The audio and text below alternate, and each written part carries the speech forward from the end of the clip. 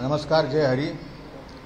काल महात्मा गांधींच्या पुतळ्याजवळ मी माझ्या पांडुरंगांचा धावा केला, विठ्ठलाचा धावा केला.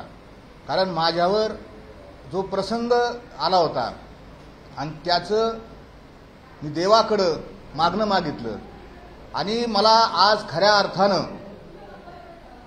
माझ्या पांडुरंग, माझा देव भक्ताला त्या ठिकाणी वाचवतो याची मला प्रचिती आली. माझी मज असे घडली प्रचित, मला त्याची प्रचिती आली.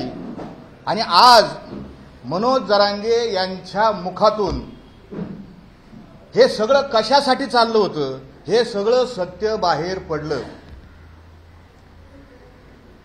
सत्य हे फार काळ झाकून ठेवता येत नाही. तुका म्हणे मेघ नाचवी मयुरे, लपविता खरे येत नाही. खरं लपवता येत नाही. मनोज जरांगे यांचं आंदोलन नेमकं कशा करता चाललं होतं? खरंच मराठा समाजाच्या आरक्षणाकरता चाललं होतं की कोणा राजकीय पक्षाला फायदा व्हावा, की स्वतःला मुख्यमंत्र्याची खुर्ची मिळावी याच्याकरता हे आंदोलन चाललं होतं? याचा उलगडा आज प्रत्यक्ष त्यांच्या तोंडातून बाहेर आलेला आहे. आज त्यांची जर मुलाखत पाहिली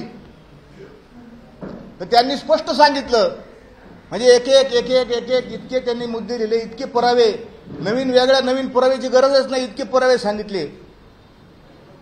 त्यांच्या उपोषणातलं आज एक वाक्य असं आहे की उपोषण बेगडी आहे. तुम्ही नीट माझी महाराष्ट्रातल्या सर्व मराठा समाजातल्या आणि सगळ्यांनाच, विशेष करून जरांगे यांच्यावर जी माणसं भोळेपणानं प्रेम करतात, काही अंधभक्तीनं प्रेम करतात, काही लाभासाठी स्वार्थापोटी जमा झालेली माणसं, ज्यांना कोणाला सरपंच, जिल्हा परिषद सदस्य, आमदार व्हायचे, अशी माणसं, माझी सगळ्यांना विनंती आहे की जरांगे आज काय म्हटले की उपोषण हे बेगडी आहे. त्यांचा शब्द आहे बेगडी उपोषण आहे. मी असं बेगडी उपोषण करणार नाही. आणि मला रात्री 12 वाजता लोकांनी प्रचंड आग्रह केला, उठा उठा उठा पाटील, तुमचे प्राण आम्हाला महत्वाचे आहेत. लोकांनी आग्रह केला असेल, लोक खूप चांगले आहेत.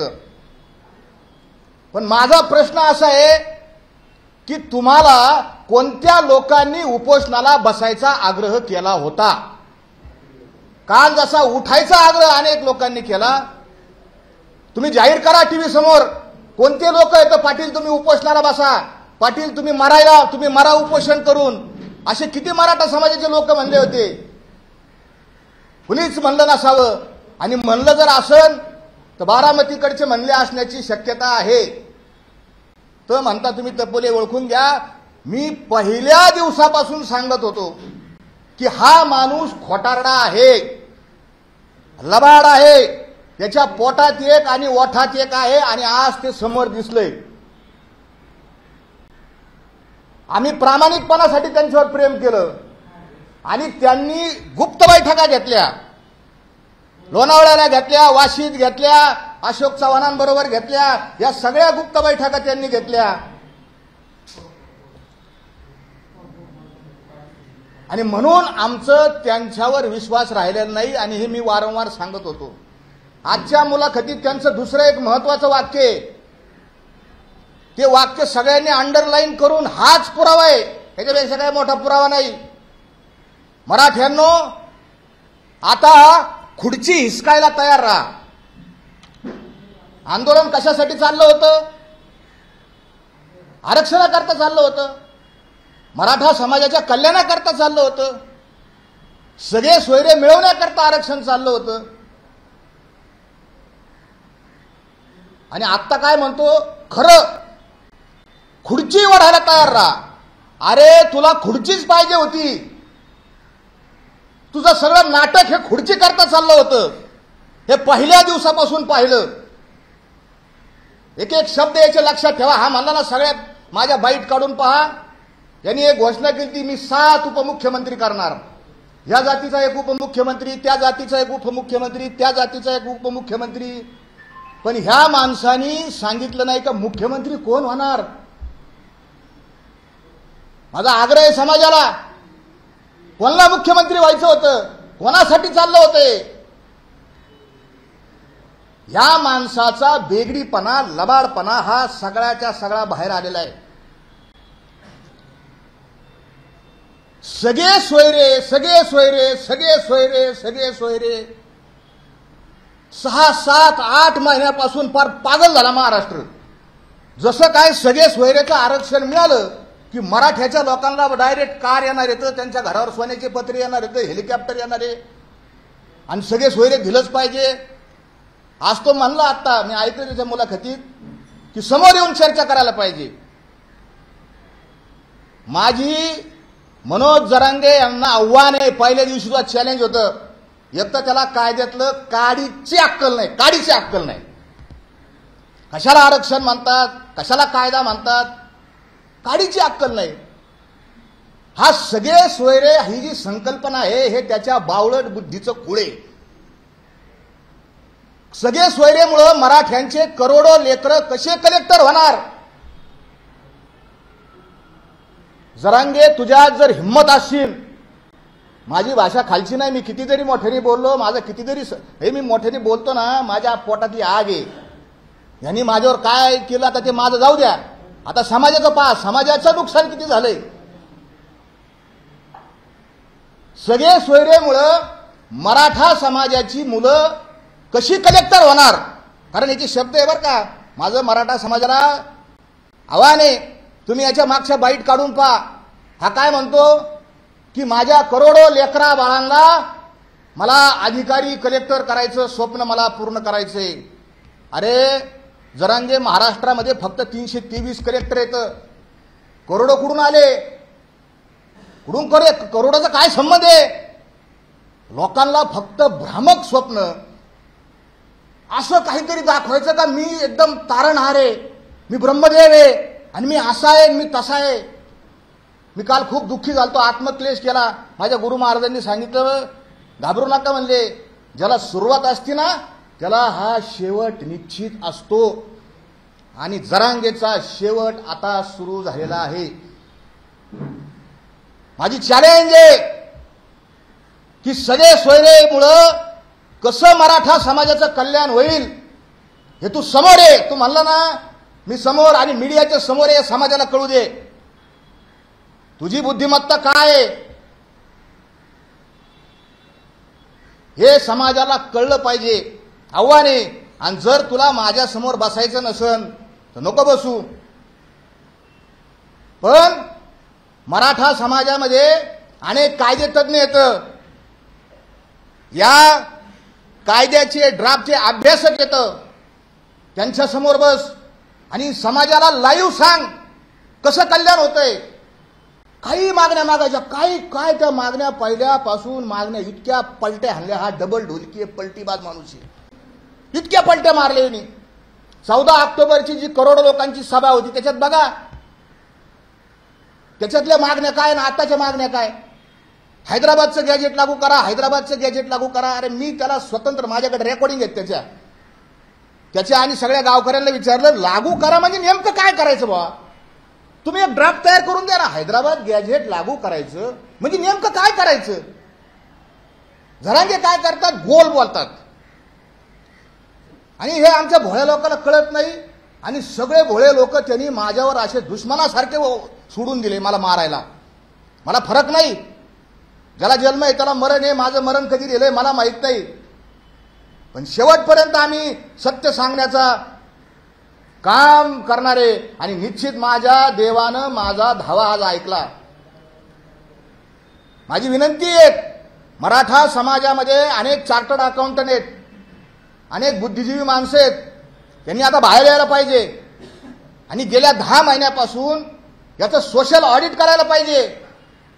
किती सभा झाल्या, किती रॅल्या झाल्या, किती रुपयाचे हार आणले, किती जेसीपी आणले. लाज वाटायला पाहिजे, लाज. मला तरी लाज वाटती ज्या गावात मराठा आरक्षणासाठी आत्महत्या केली, ज्या तरुणानं आत्महत्या केली, त्या गावात हा माणूस हार घेतोच कसा. काय कारण आहे हार घ्यायचं. अजून आपल्याला काहीच मिळालं नाही. एवढे हार घ्यायचं काय कारण आहे? मला मान्य आहे, समाजाच्या भावना मला कळतात. महाराज मला खूप फोन आले, धमक्याचे आले, चांगले सांगणारे फोन आले. महाराज तुम्ही बोलू नका, कधी नव्हत एवढा समाज एक झाला, तुम्ही ह्या समाजाचे. अरे मी त्याच्यासाठी चालतो ना, कधी नव्हत. पण मिळालं काय? कधी नव्हत हा समाज एक आला आणि ह्या समाजानं काहीतरी मिळवायचं का काहीतरी आपला तोटा करायचा. पहिल्या दिवशी मी सांगितलं होतं, गाडीचा ड्रायव्हर पेलेला आहे, गाडी खड्ड्यात जाणार आहे. आणि तुम्हाला सांगतो येत्या पुढच्या काही दिवसात ह्याच्यामुळं मराठ्याचे डोके फुटणार म्हणजे फुटणार, भांडणच लागणार. कोट्यावधी रुपयाचा चुराडा झाला. आलेल्या प्रत्येक लोकांचा वेळ वायाला गेला. पेट्रोल, डिझेल, जेवणा खावण्याचा खर्च या सगळ्याचं सोशल ऑडिट करा. त्या माझ्या माहितीप्रमाणे मी विचारले 2,000 कोटीच्या पुढे पैसे खर्च झालेत. आणि हे पैसे निदान त्या आत्महत्याग्रस्त लोकांच्या घरात जर दिले असते ना, त्या सगळ्या लोकांचं कल्याण झालं असतं. पण याला डोकं लागतं, याला अक्कल लागते, याला विजन लागतं, याला नेतृत्व परिणामाभिमुख लागतं. आपण केलेल्या कृतीचे काय परिणाम होतात, आपण केलेल्या बोलण्याचे काय परिणाम होतात. म्हणून मी हे पहिल्या दिवसापासून सांगत होतो, प्रस्थापित मराठ्यांना शिव्या घालायच्या लायकीचीच आहेत ते. मी कोणत्याच प्रस्थापित मराठ्यांचं समर्थन करत नाही. एका प्रस्थापितांना तुम्ही शिव्या नाही घातल्या, त्यांना ऊर्जा ऊर्जा म्हणले, लय ऊर्जावान, हो काय ऊर्जा, हो हो हो. इतका नाटक्या माणूस या. नाटक करायचं असेल हिने खरं तर इकडे यायलाच नव्हतं पाहिजे, नाटक कंपनीत जायला पाहिजे होतं. साहेबात काय ऊर्जा आहे, साहेबात ऊर्जा आहे ना, साहेबाचे आम्ही कार्यकर्ते येतं. साहेबांचं विजन, साहेबांचं नेतृत्व आम्हाला माहिती आहे. काही प्रत्येक माणसामध्ये चांगले गुण असतात, वाईट गुण असतात. प्रस्थापित मराठ्यांच्या विरोधात बोलला आणि आता हा म्हणतो, याचं स्टेटमेंट काल परवाचं असे की मी शरद पवार आणि एकनाथ शिंदे यांच्या लोकांना मी निवडून देणार. का निवडून देणार? काय दिलं यांनी आपल्याला? गावबंदीचे बोर्ड तू लावायला लावले आणि आता निवडून द्यायची भाषा तू करतो. सामाजिक घडी, जाती गावागावातील सामाजिक घडी ह्या माणसानं उद्ध्वस्त केली, वारकरी उद्ध्वस्त केला. माझ्या गाडीला पंढरपुरात आग लागली, ती अग्निशमकनी जावली, तो भाग वेगळा. पण जातीमध्ये मराठा माळ्यामध्ये यांनी आग लावली, मराठा वंजारीमध्ये यांनी आग लावली, धनगरामध्ये यांनी आग लावली. यांनी तिली जेवढे काही 18 पगड जातीचे लोक आहेत या जातीमध्ये यांनी आग लावली. ही आग कोणी जावणार? सामाजिक गावगाड्यातली सामाजिक घडीच उद्ध्वस्त या माणसाने केलेली. हे पाप सोपं नाही. आमच्या साधू संतांनी हे सगळं जोडलं. अगदी एकाचीच विनय येथे कैसे भिन्न भिन्न याता याती धर्म नाही विष्णुदासा, निर्णय हा ऐसा वेदशास्त्री. तुका म्हणे येथे नाही याती कुळ, जात पात उच्च नीच काही नेणे भगवंत. आम्ही काही जातपात न पाळणारे आम्ही वारकरी येतं. याच्या आधी हे महाराष्ट्रात कधीच घडलं नाही. ह्या माणसं आणि याचं स्टेटमेंट काय? मी हिशोब करणारे, मी बघणारे. 90-92 मतदारसंघ असे येतं की माझा हिशोब चाललाय, मी बी आता चाणक्य व्हायला लागलोय. आणि मी आता काय करणार आहे, मी आता जाती धर्माची समीकरणं कशी जुळतात ते बघून मी निवडणूक लढवणार आहे. अरे जरांगे, तुला भारतीय संविधान, भारतीय घटना माहीत नाही, तुला निवडणुकीचा कायदा माहीत नाही. निवडणूक ही जाती धर्मावर कधीच लढली जात नाही. निवडणूक ही मुद्द्यांवर लढली जाते. आणि जाती धर्मावर जर निवडणूक लढवली असेल, कुणी जातीच्या माध्यमातून, धर्माच्या माध्यमातून जर कुणी विजय केला असेल तर कोर्टात त्याला चॅलेंज करता येतं आणि ती निवडणूक रद्द होते. कायदा आहे. आणि तू खुशाल मीडियावर सांगतो की जाती धर्माच्या समीकरणावर. अरे जाती धर्माच्या समीकरणावर नाही, विकासाच्या मुद्द्यावर, तुमच्या विजनवर, तुमच्या बुद्धिमत्तेवर विश्वास असला पाहिजे, त्याला लोक मतदान करतील. अनेक गोष्टी बोललो मी. रोज काल परवा बोललो जरांगेंची भाषा कशी असावी. मी म्हणलं आता तरी समजन, मग तरी समजन, उद्या तरी समजन. मला भाजपबद्दल काही संबंधच नाही माझा. म्हणजे पुन्हा माझा संबंध हा काय करतो, हे लोक प्रेसा घ्यायला लावतील, त्याची भाषा. हे लोक अरे प्रेसा घ्यायला लावतील, ते ठरवतील नाही पत्रकार बंधू. प्रेस घ्यायचा तुझा एकट्याचा अधिकार आहे का? प्रेस काय जागीर आहे का तुझ्या? पुढे बोललो असतो, बोलत नाही मी आता. जागीर आहे? तुला असं वाटतं का हे सगळे पत्रकार, हे मीडिया तुझ्याच इशाऱ्यावर नाचावा? आम्हाला नाही अधिकार? मी नाही भारताचा नागरिक? माझ्याकडे नाही बोलण्याचं काही कंटेंट? टीआरपी साठी बोलतो, टेलिव्हिजन रेटिंग पॉइंट पाहिजे तुला. फक्त तुला माहिती आहे व्ह्युअर्स गेले, तुझे व्ह्युअर्स गेले. कुत्र बघा ना तुझ्या बाईटला, व्ह्यूज जाऊन बघ. भाषा काय भाषा वापरावी? आपण संत श्रेष्ठ ज्ञानोबाराय तुकोबारायांचं नाव सांगणारे, ती भाषा वापरणारे माणसं आहोत. कालही बोललो मी, आज हा माणूस काय म्हणला. मला पत्रकारांनाच माझी विनंती, हात जोडून पाया पडून लागून या पाया विनवितो तुम्हाला. याचं लाईव्हच घेत नका जाऊ तुम्ही इथून पुढे. तुम्ही आधी याचं सगळं प्रेस घ्या आणि जी घाणेरडी भाषा असेल ती भाषा कट करून टाका. तुम्ही टीका करा ना, भाजपवर टीका करा, तुम्ही निश्चित करा, 100% करा, मुद्देसूद टीका करा. काय बोलला आज हा? ते कोण आमदारावर, कोण दरेकर का काय ते लाड, त्यांच्यावर काय बोलला? यांना मागूनच का बोलू तरी कसा मी हो? मागून घालायचं पुढून काय काय घाणेरडी भाषा रे तुझी जरांगे.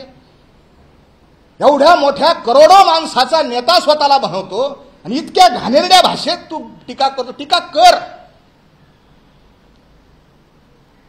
त्यांना जाब विचारलाच पाहिजे. नेत्यांना, सरकारला हा जाब विचारावाच लागतो. अरे पण पद्धत तर पाहिजे ना, आपल्या संस्कृतीची ओळख पाहिजे ना. तुला कळलं नाही आज तू काय केलंय, काय बोलला तू आमच्या वारकरी धर्मातल्या सर्वोच्च स्थानावर असलेल्या संत मालिकेमधल्या संत सखुबाई आहेत ना, त्या संत सखुबाईंचा अपमान केलाय तू जरांगे. संत सखुबाई हे आमच्या, तिने अभंग केले आहेत, अनेक मोठं काम वारकरी धर्मामध्ये आहेत. आम्ही पूज्य मानतो सखुबाईला. आणि काय म्हणला हा सखुबाईला? नुसती सखुबाई नाही तर आमच्या महाराष्ट्रामध्ये हजारो, आमच्या आजी, आमची पणजी, त्यांची नावं सखुबाई आहे. आणि यानं सखुबाई या नावावरून तमाशातलं पात्र, नामर्दाचं षंढाचं पात्र दाखवलं. काय संस्कृती घ्यायची या माणसाकडून? काय याला नेता निवडला? मला पस्तावा, मी नाव निवडला होता नेता, मला पस्तावा आला. मी लगेच सोडलं. खऱ्याला खरं म्हणण्याची आणि खोट्याला खोटं म्हणण्याची हिंमत माझ्यात मी दाखवली. किती लोकांनी मला दमदाटा दिला, मी त्याचा विचार केला नाही. मेलो तरी चालन, पण मी खरंच बोलणार. शेवटी माझा पांडुरंग माझ्या मदतीला आज धावला. काल काय म्हणला तो परत? याच्या आधी तो म्हणला एसीबीसी मान्य नाही. त्याला हे सीबीसीबी मानता येत नाही. 2-3 ईसीबीसी काही म्हणतो, हे काही म्हणतो, माहितीच नाही. त्याला जर विचारा नाही एखाद्याने एसीबीसीचं फुल फॉर्म काय ते बी सांगता यायचं नाही. आम्ही मागितलंच नव्हतं, कशाला दिलं आमचं. बरं ठीक आहे, नव्हतं मागितलं, ठीक आहे, प्रत्येकाला अधिकार आहे. मागितलंच नव्हतं, मग कशाला तू म्हणतो एसीबीसीचं दार मोकळं करा, आम्हाला एसीबीसीतून आरक्षण द्या, आम्हाला ईडब्ल्यूएस बी मोकळं करा, आणि आम्हाला कुणबीतून आरक्षण द्या, आम्हाला ओपन मधून बी जाऊ द्या. एक काहीतरी ठरव ना. कायदेशीर बाब आहे. आरक्षण ही गोष्ट कायदेशीर आणि तांत्रिक गोष्ट आहे. या आरक्षणाला कायदे पंडितच पाहिजेत. आता एसीबीसीचं आरक्षण रद्द झालंय का? कोणत्या कोर्टाने रद्द केलंय का? ते आरक्षण चालू आहे, रद्द केलेलं नाही. आणि मग एसीबीसीचं आरक्षण जोपर्यंत रद्द होत नाही, बंद होत नाही, तोपर्यंत ईडब्ल्यूएस कसं चालू होईल? ज्यांच्या नोंदी कुणबीच्या सापडल्या त्यांना तर मिळणार आहे, त्यांना कोणी रोखूच शकत नाही. जरांगे किती खोटं बोलतो. एक उदाहरण तुम्हाला देतो आणि त्यांना चॅलेंज. तू जर खऱ्या असशील ना, खऱ्या, तुला कळलं मला काय म्हणायचं असशील ना, तर तुझं एक स्टेटमेंट आहे, एक ना 5 बाऱ्या म्हणलेलं आहे तू, की एक आमची विद्यार्थिनी ती मंडळाधिकारीची परीक्षा पास झाली, ती नायब तहसीलदारची, तिला कुणबीचं सर्टिफिकेट सापडलं आणि ती कलेक्टर झाली. जरांगे, तुला चॅलेंज आहे, चॅलेंज. तू जी ती कोणती विद्यार्थिनी ना, तिचं नाव तिला समोर आण. ही मुलगी मंडळाधिकारी झालती, नायब तहसीलदार झालती, आणि हिला कुणबीचं सर्टिफिकेट सापडलं आणि ती डायरेक्ट कलेक्टर झाली. तिला समोर आणतो. नसता तुमची भाषा. या मराठा समाजाबरोबर तू खोटं बोलला. मराठा समाजाचं करोडो रुपयाचं तू नुकसान केलं. जाती जातीमध्ये विद्वेष तयार केला, भांडणं लावली, समाज गाडा उद्ध्वस्त केला. तू या मराठा समाजाची नाक रगडून माफी माग. नाक रगडून माफी माग.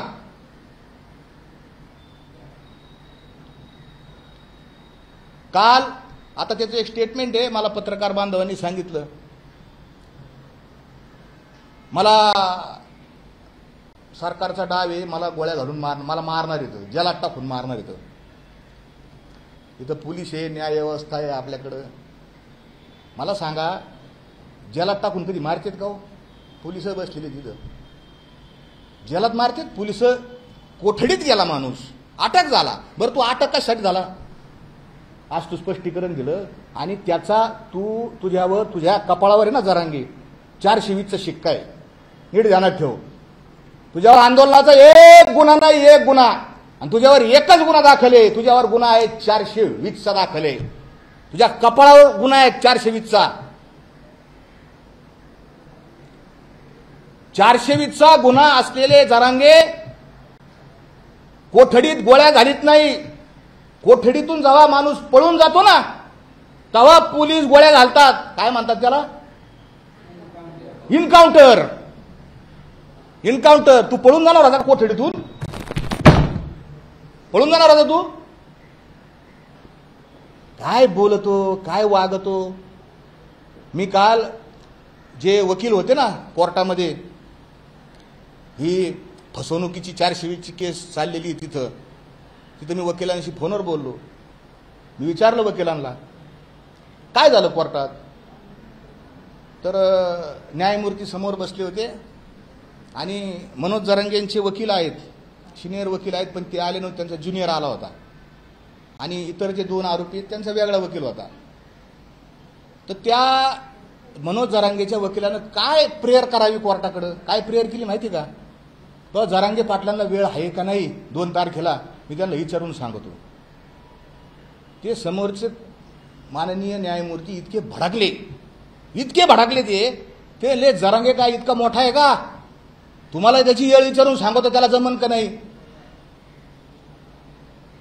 आणि त्यांनी, माननीय न्यायमूर्ती साहेबांनी जसं तुमच्या पेपरला छापून येतो बघ ताशेरे ओढले, तसे जरांगेंवर ताशेरे ओढले. आणि जरांगेंना सांगितलं, आधी स्वतःच्या केसेस मिटवा आणि मग समाजाचं पहा. आणि ज्या माणसाला, त्याला असं, त्या वकिलांना असं वाटलं का बस जरांगे म्हणजे ब्रह्मदेव येतं, ब्रह्मदेवाची आपण परवानगी काढून न्यायमूर्तीला विचार, अरे इथं कायदा श्रेष्ठ आहे, न्यायमूर्ती श्रेष्ठ येतं, इथं व्यवस्था आहे, संविधान श्रेष्ठ येतं, त्याच्यापेक्षा कोणी श्रेष्ठ नाही. हा सगळा भंपकपणा चाललेला आहे.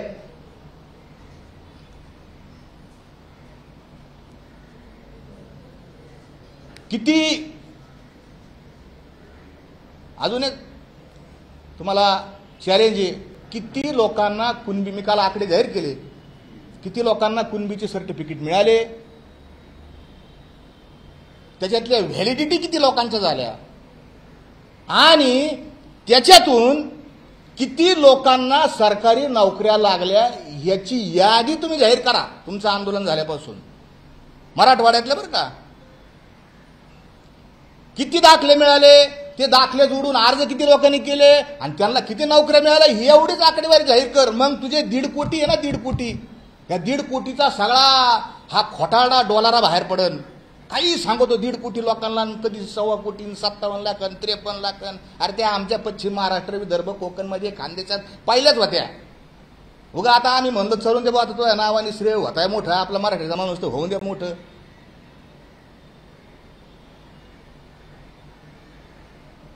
यापेक्षा आता काय, मला आनंद आहे आज तुम्हाला माझं बोलणंही कळालं असेल की मी खूप याच्यात होतो, भयानक स्ट्रेसमध्ये होतो, पण माझा देव, माझा विठ्ठल माझ्या बाजूने आला आणि त्यानं या जरांगेच्या तोंडातून की बाहेर आलं की त्याची लढाई कशासाठी चाललेली आहे, त्याची लढाई हे सगळं राजकारण होतं, याच्यापेक्षा काही नव्हतं.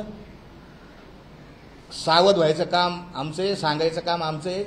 तुम्हाला जायचं तर जरांगेच्या पाठीमागे जा, त्यांनी निवडणुका लढवावा, त्या जरांगेनी पक्ष काढावा, काय करायचं ते करावा. त्यांना माझ्या शुभेच्छा आहेत. तर नवीन 50 वाघ पाठवात आतमध्ये, मला त्याचंही काय म्हणणं नाही, त्यालाही माझ्या शुभेच्छा आहेत. मला राजकारणात पडायचं नाही, मला आमदार व्हायचं नाही, काय नाही. पण आज मला माझ्या देवानी साक्षात्कार दिला, एवढं सांगायला मी तुमच्यासमोर आलतो.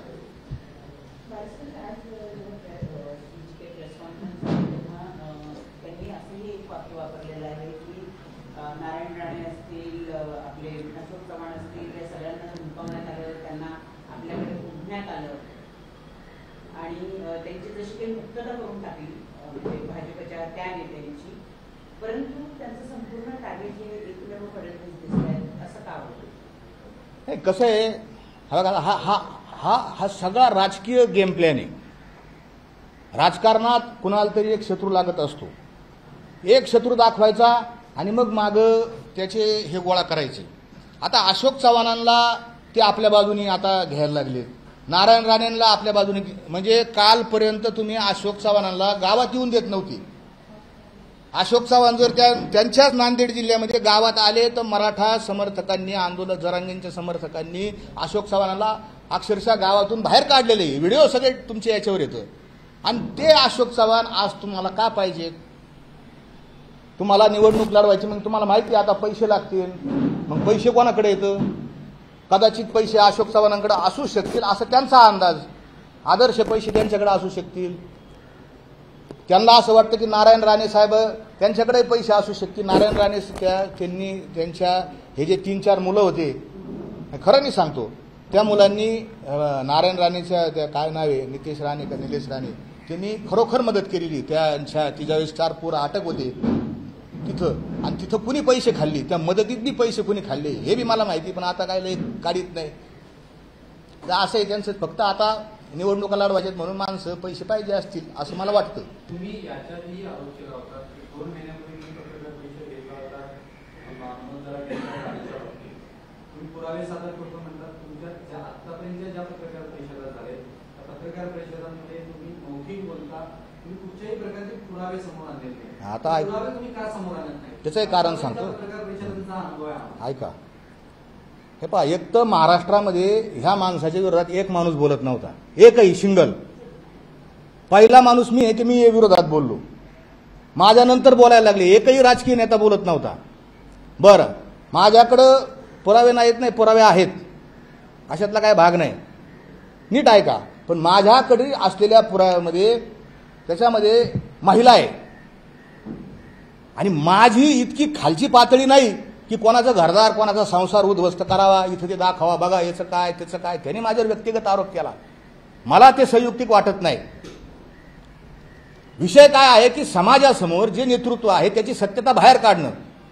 हे जर तुमच्याकडे पुरावे आहेत तर तुम्ही माध्यमांसमोर किंवा समाजासमोर आणू शकत नाही, मग तुम्ही मनोज जरांगे पाटलांच्या विरोधात तक्रार दाखल करणार आहात? अरे बिलकुल, मी डिफॉर्मेशन, हे बघा, मनोज जरांगेंच्या विरोधात मी 3 केसेस दाखल करणार आहे. एक नोटीस तर पाठवलेली आहे ऑलरेडी, जी माझ्यावर त्यांनी व्यक्तिगत बलात्काराचा दावा तिने दाखल केला, आरोप केला. हा बलात्कारी बाबा आहे, हा भोंदू बाबा आहे. अरे मी श्याम मानवांच्या बरोबर अंधश्रद्धा, दाभोळकरांच्या बरोबर अंधश्रद्धा निर्मूलन चळवळीत काम केलेला माणूस आहे, आणि मला भोंदू बाबा. आणि मला तुम्हालाही विनंती आहे पत्रकार की त्याने इतकं बोलला, त्याने एक पुरावा नाही दिला सिंगल. त्याच्याकडचा काय पुरावा आहे? एक किती बोलला तो, बाबा बाबा बाबा काय बोलला तो. विषय आहे पुराव्याचा, पण हा सामाजिक वर्तन याचं सिद्ध करणं हे प्रथम गरजेचं आहे. आणि मी केस दाखल करणार आहे साहेब, मी स्वतः केस दाखल करणार आहे. तुम्ही आता महिलेचं काही तुम्ही आता सांगताय, तर या संदर्भात काही पोलिसांना तरी सांगणार आहात का? आम्हाला तक्रार काही देणार आहात का? करणार आहे तक्रार, तुम्हाला सांगितलं ना. कधी हा कधीपर्यंत करणार? करीन, आज करीन, उद्या करीन. तुम्ही आपल्या पत्रकार परिषदेत म्हटलं की मनोज जरांगे तुम्ही ज्याला पहिली पत्रकार परिषद घेतली असेल तुम्ही मराठा विरुद्ध वंजारी अशा पद्धतीचा एक मुद्दा आणला होता, ते काय? तुम्ही जर बीडची, मी त्यावेळेस इलेक्शन झालेली नव्हती. याला जोडले पण की त्यांनी असं सुद्धा म्हटलेलं की पंकजा मुंडे जे आहेत, हा.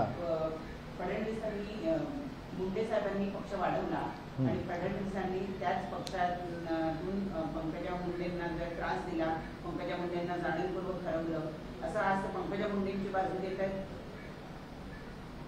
आता पंकजा मुंडेंना कुणी हरवलं सगळ्यांना माहिती आहे. आता मी यांचं सांगतो की बीडमध्ये मराठा आणि वंजारी हा वाद इतका टोकाला पोहोचलेला आहे, इतका टोकाला पोहोचला आहे.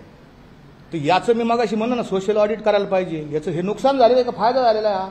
पहिल्या दिवशी सांगतो, हा राग चालू झाला आणि इलेक्शनमध्ये हा प्रचंड वाढला राग.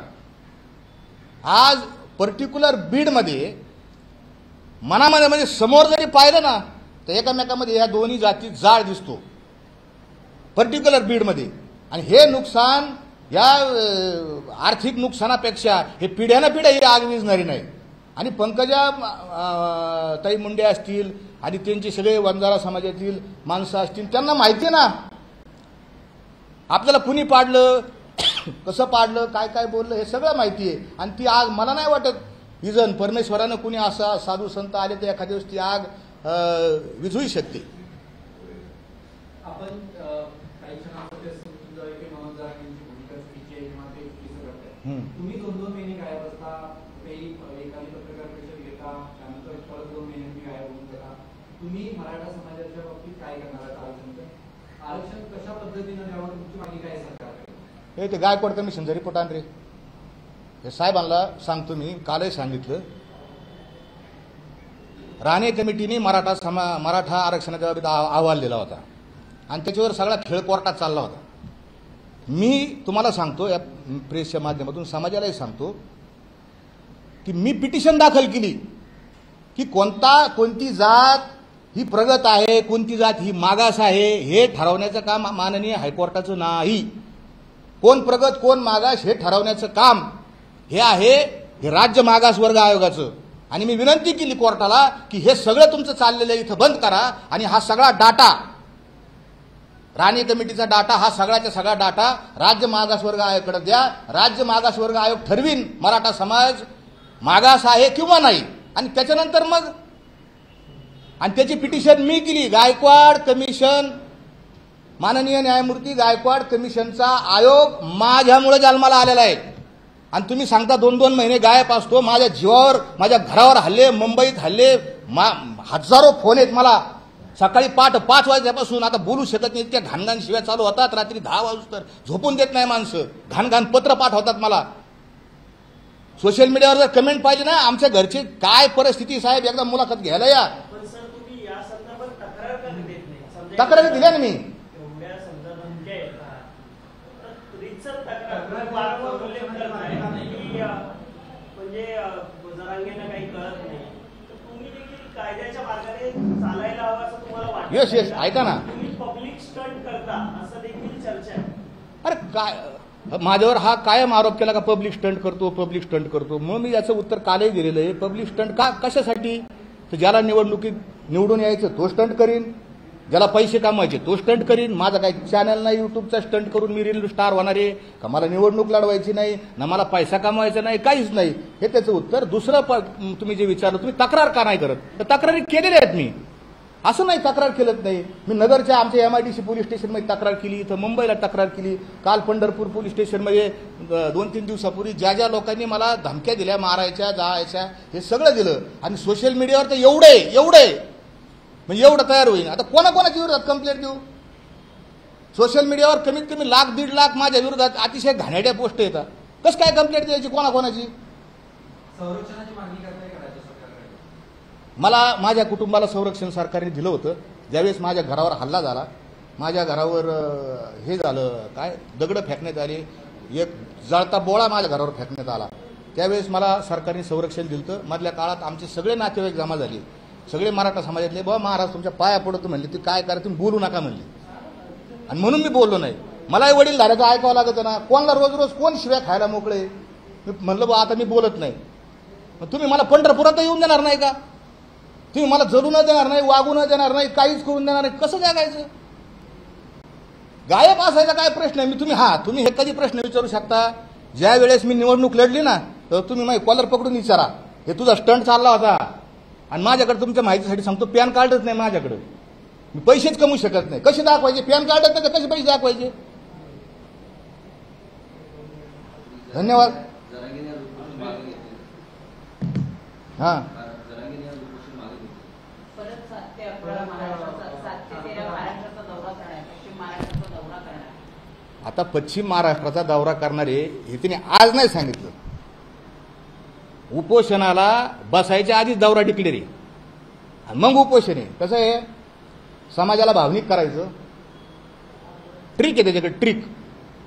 समाजाला भावनिक करायचं, दौरा आधी डिक्लेअर आहे, भावनिक करायचं, आणि मग दौऱ्यात सभेला गर्दी कशी होईल, मग ते कसं पुढं समीकरणं जुळतील, हा सगळा अभ्यास करायचा, असा सगळा त्यांचा प्रकार आहे. बाकी काय नाही. तुम्ही हे सगळं जे काही वास्तव मांडताय, पण तुम्ही का दौरा करत नाही? लोकांपर्यंत का मराठा समाजात पोहोचत? कसं आहे, मी कालच एक जणांना सांगितलं, फोन आला तर म्हणलं, भाऊ खऱ्याच्या मागे काय कोणी लवकर उभं होत नाही, आणि खरं बोललं कसा खेळायला राग येतो. मी खरं बोलणारा माणूस, खरंच बोलणारा माणूस आहे, आणि लोकांना लागतं बरं बोललेलं. छान छान जरांगेंच्या विरोधात काही बोलत नाहीत का तुम्ही?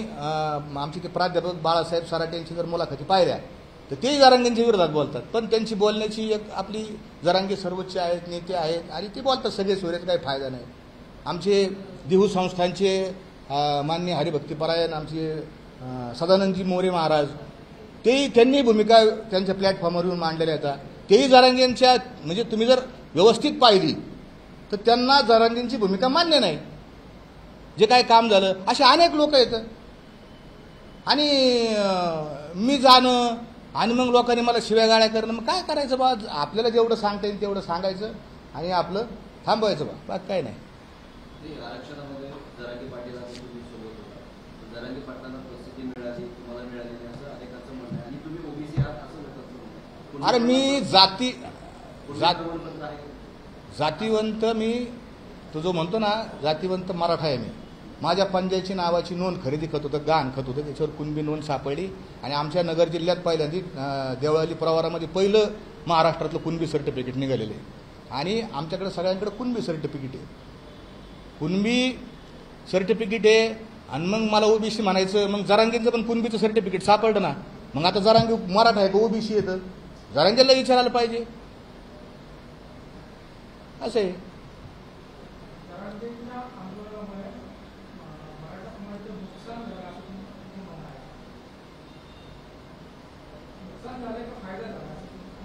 मी तेच म्हणलं, त्यांनी 1.5 कोटीचा आकडा आहे ना, ते म्हणले 1.5 कोटी 1.5 कोटी 1.5 कोटी, मग जाहीर करा 1.5 कोटीची लिस्ट. नुसतं कागद भेटून फायदा नाही हो. यवतमाळमध्ये सगळे कुणबी येतं आणि तेच कुणबी लोक आत्महत्या करतात. म्हणजे सर्टिफिकेट असून, कुणबीचं प्रमाणपत्र असून सुद्धा लोक आत्महत्या करतात. मग कुणबीचं सर्टिफिकेट मिळालं, मग आम्हाला ही लढाईच खरी राजकीय लढाई आहे. मनोज जरांगे यांची लढाई ही फक्त गावामध्ये कोणाला तरी सरपंच करायचं, कोणाला तरी ग्रामपंचायत सदस्य करायचं, जिल्हा परिषद, पंचायत समिती, नगरसेवक, हे जे आजूबाजूला जमलेले लोक आहेत ना, यांच्याकरता आहे शिक्षण. आणि त्याच्याकरता ते आडून आधी नाव त्याचं घ्यायचं आणि फायदा खऱ्या अर्थाने कुणबी सर्टिफिकेट राजकारणाचं आरक्षण मिळतं. याच्यापेक्षा काय नुकसान झालं त्याचं सोशल ऑडिट करावं, मग अशी मी सांगितलेलं आहे.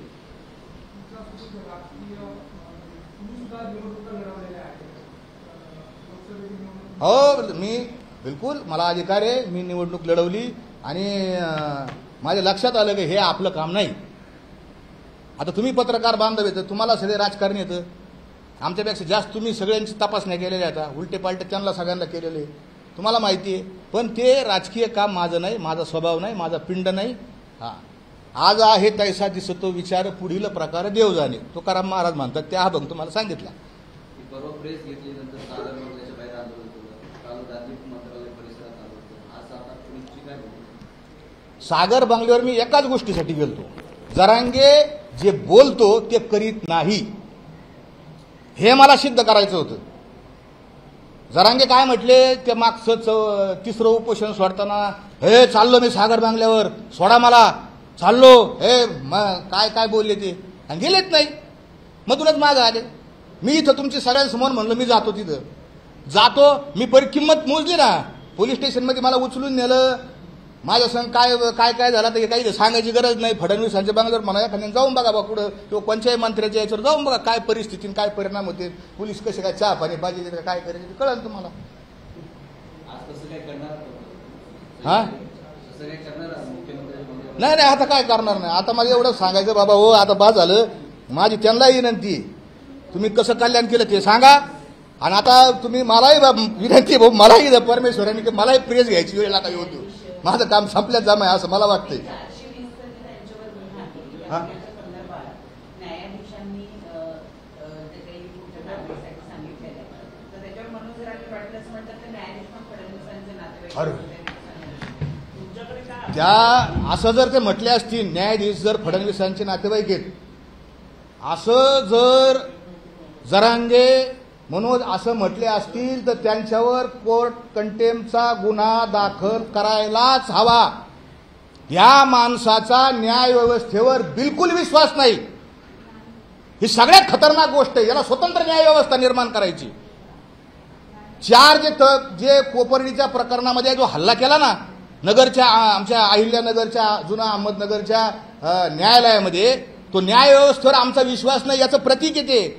आणि आज जर ते असं बोलले असतील मी ऐकलेलं नाही की ते जे कोणी न्यायाधीश आहेत ते न्यायाधीश साहेब फडणवीस यांचे नातेवाईक आहेत आणि असं जर बोलले असतील तर माझी म्हणजे त्या न्यायाधीशांना सुद्धा साहेबांना सुद्धा स्वतः त्यांच्यावर कंटेम्पचा गुन्हा दाखल करण्याचा अधिकार आहे. आणि कुणी त्यांच्यावर तो किंवा काय जी प्रोसेस असेल ती फॉलो करण्यात यावी. पण हे घातक आहे बरं का. ही झुंडशाही आहे. माझा लढाच झुंडशाहीच्या विरोधात आहे.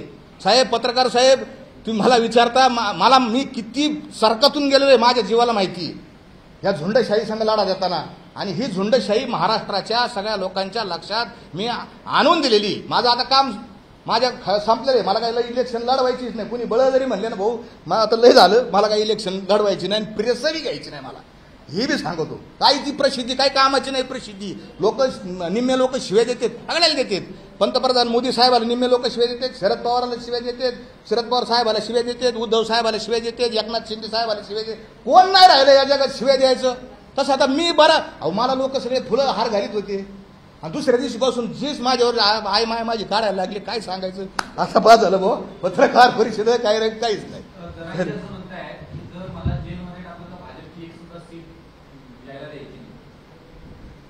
आता त्यांच्याकडे ह्या कॉन्फिडन्स येतोच कुठून ते कळत नाही. भाजप त्यांनी असं म्हटलं असतं मला मान्य झालं असतं. भाजपचे शेतीचे धोरणं चुकलेले आहेत. भाजपनी कांद्याची निर्यात बंदी करायला नव्हती पाहिजे हे मला मान्य नाही म्हणून भाजप पाडा. दुधाला भाव दिला नाही म्हणून भाजप पाडा हे मला पटतं ना. मला जेलमध्ये टाकलं म्हणून भाजप पाडा. अरे धंदा काय नेतृत्व काय मुद्द्यावर बोला ना तथ्यावर बोला. मुद्दे आणि तथ्यावर बोललं पाहिजे बस. व्यक्तिगत आता माझ्यावर एवढा आरोप केला मी काय म्हणलो का. हे सगळं त्याचा व्यक्तिगत आणि अतिशय घाबरट माणूस आहे. आम्ही तुम्हाला सांगतो मी त्याला जवळून पाहिलंय ह्याच्यात म्हणजे काय मला सगळं माहिती. ठीक आहे धन्यवाद. घोरपडे नावाचे सदग्रस्त आहेत. घोरपडे नावाचे एक सदग्रस्त आहेत त्यांनी जरांगे पाटीलच्या विरोधात तक्रार केली. वॉरंट जारी केलं. हे सगळं तुमच्या सगळ्या प्रेस कॉन्फरन्स आणि त्यांच्या विरोधात बोलतात. त्याच्यामुळे अनेकांना आता बळ मिळालं की जरांगे पाटील यांच्या विरोधात बोलण्यासाठी. नाही माझं तर कसं आहे माहिती आहे का ती झुंडशाही होती आणि कुणी बोलत इतकं सोपं नाही साहेब. झुंडशाहीच्या विरोधात बोलणं एखाद्या याच्या विरोधात बोलणं आणि माझी विनंती माझी मराठा समाजातल्या नेत्यांना सुद्धा विनंती वेगवेगळ्या पक्षातल्या नेत्यांना विनंती की तुमचे 5 वर्ष जातील एखाद्या दिवस पडता ना तुम्ही पडा काही फरक नाही पडत पण खरं बोला. सगळ्यांना विनंती आहे. ही एकट्याची मी काय ठेका नाही घेतला मी काय मागता नाही घेतला का बाबा जरांगेच्या तिने काय माझं काय घरी येऊन माझं काय पर्टिक्युलर वाकडं केलं नाही काय नुकसान केलं नाही मी काही ठेका घेतला नाही. पण हे खरं हे मराठा समाजाच्या वेगवेगळ्या पक्षातील नेत्यांनी बोलायला पाहिजे असं. आणि त्या नेत्यापेक्षा नेत्याचं कोणी ऐकत नाही त्याचा लोकांना वाटून फायदा आहे बा. सामाजिक जे लोक आहेत मी सांगा ना आमचे एक महाराज येतं नगरमधले डोंगरगंजचे महाराज येतं त्यांनी मागच्या वेळेस याच्यामध्ये त्यांचं नाव घेत नाही आदरणीय आहेत त्यांनी जरांगे पाटलावर 50,000 लोकांचा कार्यक्रम होता, त्यांच्या रौप्य महोत्सवाचा कार्यक्रम होता आणि त्यांनी या ठिकाणी या सगळ्या जातीवादावर त्यांनी सगळी टीका केलेली. लोक बोलतायत, पण त्याचं प्रमाण. एक मुद्दा त्या 420च्या केसच्या प्रकरणातला एक मुद्दा असा राहिलेला आहे की मनोज जरांगे यांनी आरोप केला की कोणीतरी एक जण आहे, त्याच्याकडे गल्ला होता, त्यांनी पैसे खाल्ले आणि तोच याचा मेन सूत्रधार आहे. आणि माझी त्यांना विनंती आहे की तो जो माणूस आहे तो अतिसामान्य माणूस आहे, सर्वसामान्य माणूस आहे. मी त्याच्या संग बोललो, त्यांनी सांगितलं की मला म्हणले तुमचे चेक द्या, मी चेक दिले. शंभूराजे महानाट्य हे कुणी आणलं होतं, काय आणलं होतं, याची सगळी प्रेस किंवा याची माहिती, प्रेस जरी नाही घेतली तरी याची माहिती लोकांना कळावी. आणि ही केस 2011-13ची केस आहे, याचा मराठा आरक्षणाशी काडीचा संबंध नाही. माझी विनंती आहे की त्याच्यामध्ये जे सफर झालेले लोक आहेत, ज्यांना त्रास भोगावा लागला, त्यांनी धारिष्ट घ्यावं की समाजाला खरं सांगावं इथं येऊन, हे असं असं झालंय, कोणाची फसवणूक झाली आणि काय झालं. आणि जे तक्रारदार आहेत धनंजय घोरपडे, माझी त्यांना देखील विनंती आहे, जर मनोज उर्फ मनोहर रावसाहेब जरांगे असं नाव आहे त्या केसमध्ये, हे आरोपी नसतील, फसवणारे नसतील, तर त्यांचं नाव तुम्ही केसमध्ये का टाकलं पोलीस स्टेशनच्या 1 नंबरला का नाव का घेतलं त्यांचं. माझ्याकडे त्याची हे पण आहे, त्याची चार्जशीट पण आहे. ते फिर्यादीमध्ये तुम्ही 1 नंबरला त्यांना का आरोपी केलं, हे त्यांनाही विनंती आहे की जे आहेत तक्रारदार किंवा फिर्यादी आहेत त्यांनी माध्यमांसमोर येऊन सांगावं. धन्यवाद. एबीपी माझा, उघडा डोळे बघा नीट.